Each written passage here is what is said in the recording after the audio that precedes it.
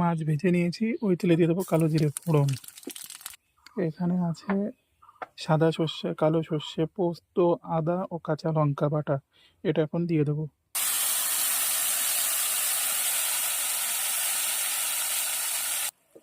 সর্ষে বাটাটা সুন্দর করে ভেজে নিয়েছি। এবার দিয়ে দেবো টমেটো পিউরি।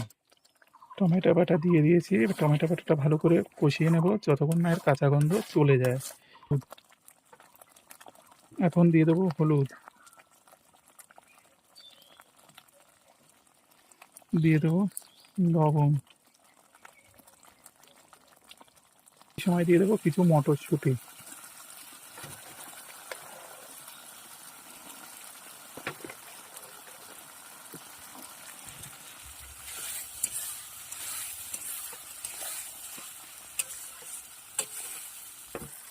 মশলায় তেল ছেড়ে দিয়েছে, এখন দিয়ে দেবো জল। আপনাদের যতটা ঝোলের প্রয়োজন ততটাই জল দেবেন।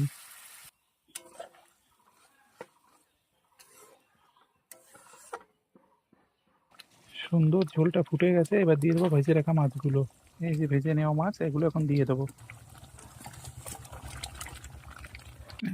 এখন দিয়ে দেবো কাঁচা সর্ষের তেল কিছুটা পরিমাণ।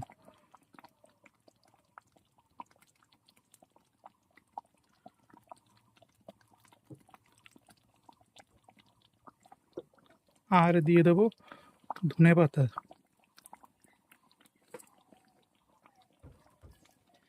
এবার 2 মিনিটের জন্য ঢেকে দেবো।